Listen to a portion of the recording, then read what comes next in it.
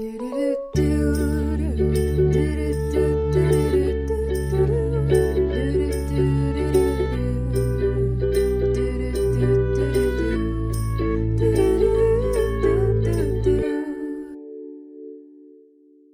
everyone, and welcome to today's episode. I'm actually recording on a little lapel mic today at work. It's 1 a.m. and I didn't get to recording yesterday because I watched General Conference and then we headed home and I went to sleep. So, I hope the audio's okay. I have been saving basically every penny that I've been earning so that I can pay for my own study abroad trip, especially pay for tuition, but I saw these little lapel mics. That's not true. I searched for these little lapel mics because I had this genius idea to buy them because then I can do my podcast on the go. I've been thinking about pre-recording all of the episodes while I'm gone for FSY, but then I had this genius idea to buy these little lapel mics so that I can do my podcast on the go while I'm there. I feel like my stories will be more fresh and will be more detailed because I will be living the experience rather than trying to go back and remember through notes or remember through just my memory. And so I'm super excited to bring these little mics with me. I have 2 of them. They came together. I've played with it a little bit and they sound so good. I'm so excited. The little port or the little thing that you plug into something to connect them is really amazing. You don't even have to use Bluetooth. It just connects by itself. But there's a lightning adapter, a C cord, C USB adapter, and then one of the normal headphone adapters. I don't actually know what those are called, but I'm pretty sure you can picture that. It's like a little pointy thing that's not a needle, but kind of. Anyway, so that's kind of what's plugged into my computer right now. But when I was playing around with the microphones, I originally had it plugged into my phone, and it worked so good. I was able to put in voice memo and video, and the audio was just really good, so I'm super excited. I also think that if I give them to my FSY kids and record their testimonies or just record their favorite part about FSY or something for the take-at-home video or the video that I'm going to make for my kids each week, I feel like they're going to think that's so cool and so exciting, and so I'm excited for my cool factor to go up because at the end of the day, when your cool factor is high and when they believe in you and think you're cool, like I said, and think you're awesome, I think they're more likely to listen to you and more likely to be influenced by you. In my psychology class, we've been talking a lot about models. Not the ones that walk down the walkway, but the ones that show others what to do and they are just who they are, then other people observe them and model their actions. I was thinking about that in terms of FSY and being a good example. And one of the characteristics of observational learning is the characteristics of the model. So, if I am cool and they perceive that I am cool, then they are more likely to model what I do. Let me hear you explain something real quick. In psychology, modeling is used a little bit different than how we would normally use it. For example, you don't say that the model, so the person, for example, let's say I would be the model, is modeling certain actions. I would just be doing those actions. But then those people who are observing me would model my actions. Hopefully that makes sense. But basically the role model or the model being observed does not model actions. The person watching and observing would model the actions. Kind of confusing, but it's something that he made sure to clarify because I'm writing an essay on Albert Bandura, and he is the one who came up with the modeling stuff and the theory behind it, the social learning theory and observational learning and so on. And my professor wanted to clarify that the role model or the model does not model the actions, but the observer models the actions. Kind of an interesting distinction, but something that I thought I would point out because it's kind of, cool for me. In other news, I want to do an episode on General Conference. I took really good notes, I'm really excited, but I did not bring the notes with me today, and so I cannot record that episode today. I do have those recorded, so I will be able to do it at some point, just not today. Perhaps next Monday, I think would be good. So, there you go. It will be the episode after Easter, which I think is applicable since a lot of the speakers talked about Easter and Palm Sunday and such, and so anyway, I'm just excited. Okay, so I don't think I've actually shared these things yet, and it's going to be awkward if I did, but I'm pretty sure I didn't. It's going to be, like I said, awkward if I did, but I'm pretty sure I didn't. Anyway, so on March 7th, I started writing down things that have been making me laugh. I specifically started writing them down so that I could share them with you on my podcast. And I kept adding things, and it's just been fun to find different things that have been making me laugh. So I'm pretty sure I haven't shared them, but if I have, then you're hearing them again. Okay, the first thing that made me laugh was that I decided to trudge through the snow, and I thought it was hilarious. I was walking back to my car after my last class for the day, and I didn't want to have to go all the way around on the sidewalk, and there was snow and ice on the sidewalk anyway, so it's not like it was, I don't know, any better. But there was a little patch of grass, and it was probably like half a foot of snow, so a significant amount, and I decided to run across it. And my pants got wet, and my shoes got wet, but I just thought it was hilarious. Then I went home and took off my shoes and took off my socks anyway, so it wasn't that big of a deal. And I put pajamas on to go to sleep because I had work that morning. Long story short, I ran through the snow. In my notes, what I wrote down is I decided to trudge through the snow, but it was more like leaping, kind of, because I wasn't like walking. Anyway, I thought it was hilarious. The next thing was that I marked 5 to 7 questions on my test and crossed my fingers to hope that I did okay, and I only got 1 question wrong, and so I laughed, and I thought that was amazing. But the next test I took, I got way more than 1 question wrong, so just know that I'm human, and that was maybe a lucky break. I don't know, but my second test, I got 1 wrong, and my third test, I got more than 1 wrong. So, you win some and you lose some. The next one that I want to talk about is that my chair I was sitting on in my kitchen broke dramatically. It started squeaking and didn't feel secure, and so I was like, oh. And I don't know how, but it just broke and I stood up. I don't know if it was my reflexes or if I just knew, but it started breaking and I just stood up and ran away. And my friend was with me, and so we thought it was hilarious. It wasn't funny that the chair was broken, but it was funny how it happened. I was just sitting there. I really was. I might have scooted in. I might have done that, which I don't know is the best for chairs, but I also think it's dumb if chairs break if you just scoot them in, but whatever. Anyway, we've now fixed them, believe it or not, and I'm really grateful. My grandpa has a shop, and he took them to the shop and fixed them. He made an entirely new leg for one of them, so he's amazing. Applaud him for that. Let's see if I can find the clapping one. Okay, I think it's this one. I don't have my earbuds in, so I can't hear. I don't have my earbuds in, so I can't hear what's going down, which is probably why I just talked over that other thing. You might not have even been able to hear me, because I don't have my earphones in, and I forgot it was playing, even though I watched it play. So, that's awkward. This is all a work in progress. The next thing I want to share is that I did the continental drift with a friend. If you look up on YouTube, the continental drift is a little dance from the Ice Age movies, and Sid, which is one of the characters, he's a sloth, does the dance.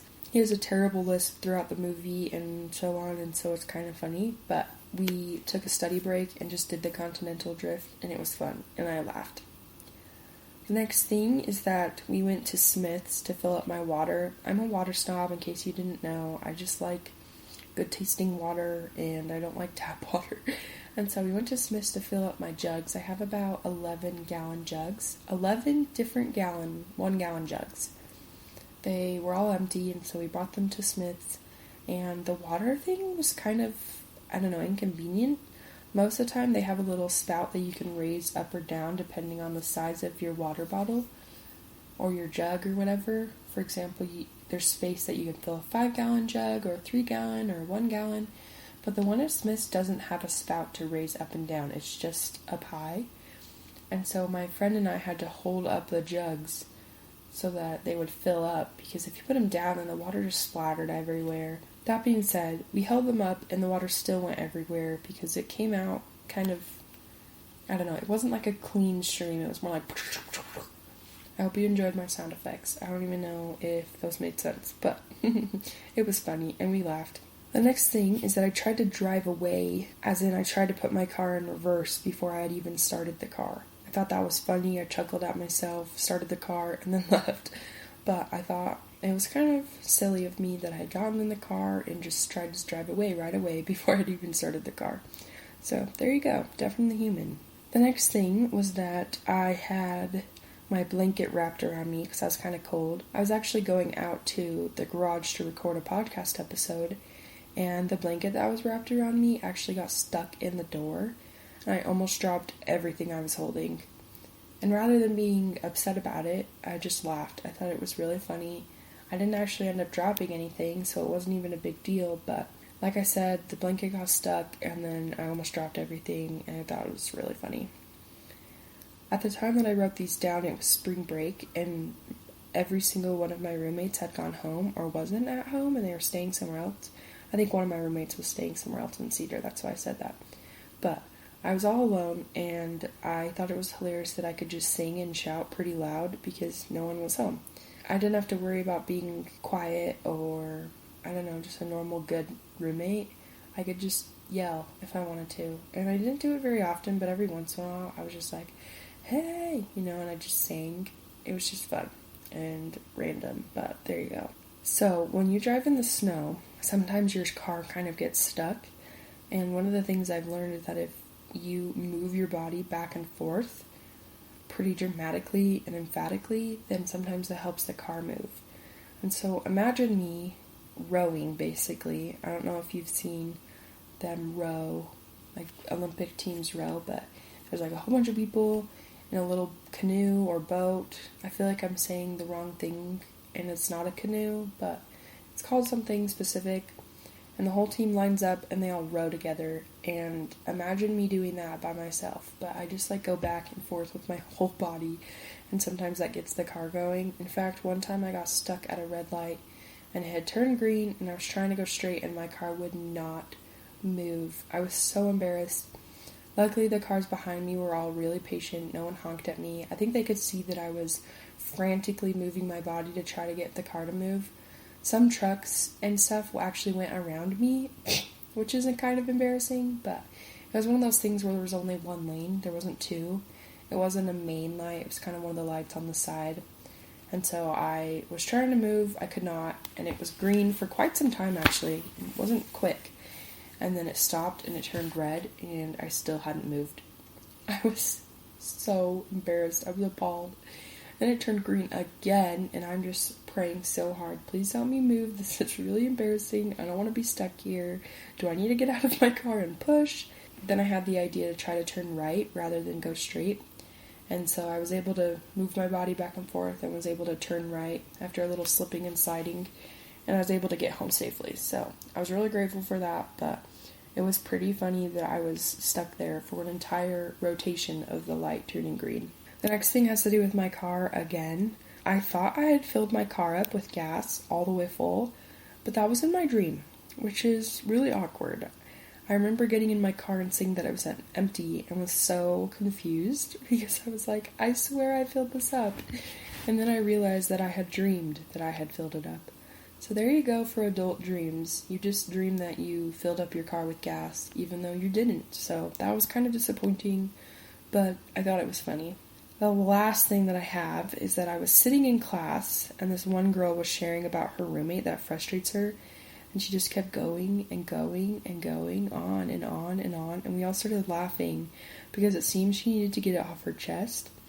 It was just a funny moment, and you had to be there, but it was really hilarious, and she didn't even mind at all. She just kept going, and you could tell she was so exasperated, and we were all just like, oh my goodness, because she seemed upset, and it was just over silly things. Like, she said her roommate breathed weird, and she, I don't know, did the dishes weird or something, and so it was just funny because we were like, get it out, girl. And she just kept talking and talking, and so we were just sitting in class learning about communication within couples, and she was trying to connect something and then started talking about a roommate, and it was just really funny. Now that I've shared all the things that made me laugh, I decided to share some jokes, and some of these might not be funny at all, but I thought it would just be fun to just hear some. So, number 1, my internet went down, by which I mean my neighbors changed their password.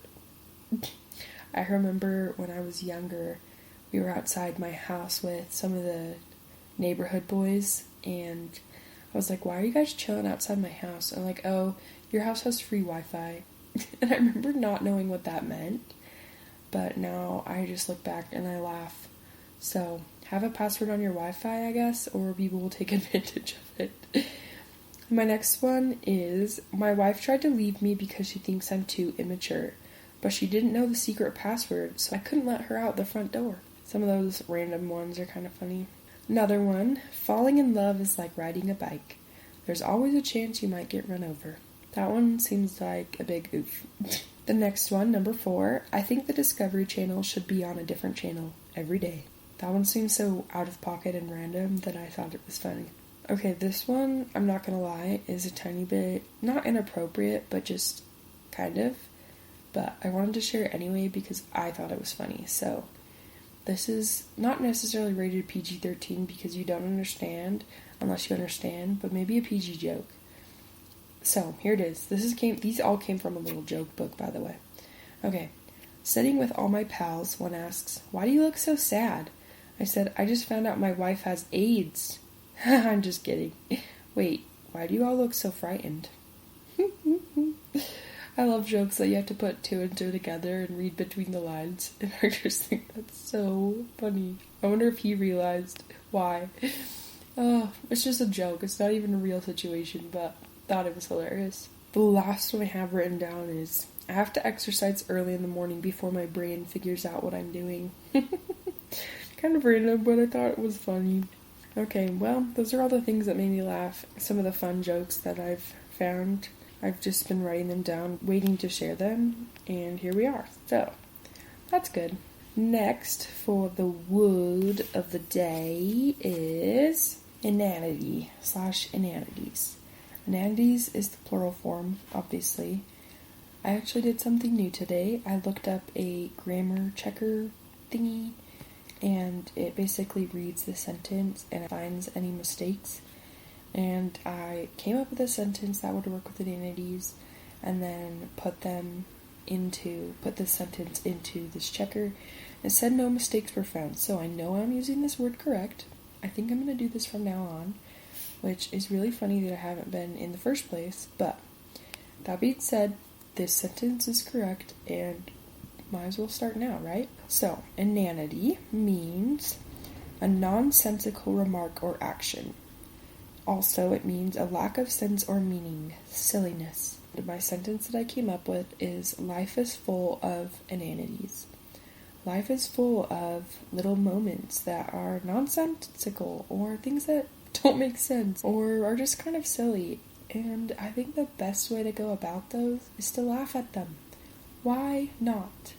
Why not laugh? Why not make the most of the opportunity of whatever event happened and have a little chuckle or giggle at it? Life is better when you're laughing. I believe this so thoroughly, and I've seen it in my own life where I feel happier when I'm laughing. So, to go over that one more time, I can't come up with a word that is. Review?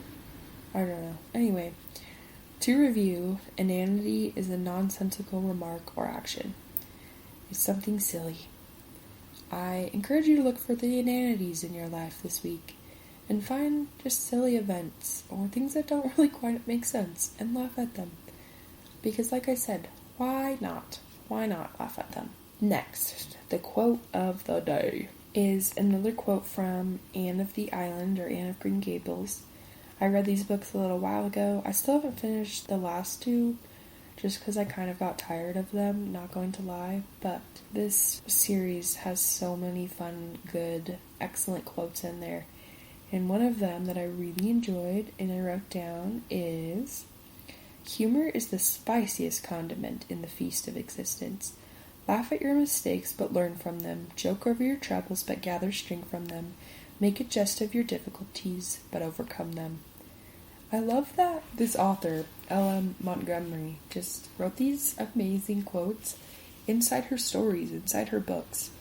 And I think it's just kind of awesome and special. So I have always looked for little quotes that have been amazing and life-changing, or maybe life-changing is dramatic, but quotes that are just really good, and decided to share them. So anyway, from Anne of the Island, which is part of the Anne of Green Gables series by L.M. Montgomery, she says that humor is the spiciest condition of existence of life. So yeah, that's kind of fun. I kind of love it. Think about that. Think about how life is just something that is full of inanities and something that is made to be laughed at. And I don't mean laughing to make fun of it all the time. I definitely laugh at things to make fun of them. Not in a cruel way, but, for example, thinking that I had filled up my car. Totally laughed at myself for for thinking that my car was full, even though I had dreamed that, rather than in real life. Overall, guys, my encouragement to you is to laugh. You deserve it. Laugh. Why not? Why not enjoy life? Why not laugh? Life is better when you're laughing. I know that to be true. So, do it. Laugh. I hope this episode made you laugh. And if it did, feel free to text me and let me know. If it didn't, just don't text me and I'll never know that this episode was not funny at all. Okay. Anyway, thank you for listening. Don't forget to embrace imperfection, find meaning, satisfaction, and joy from the journey. I'm Kyra, and this is Imperfectly Broken, the podcast.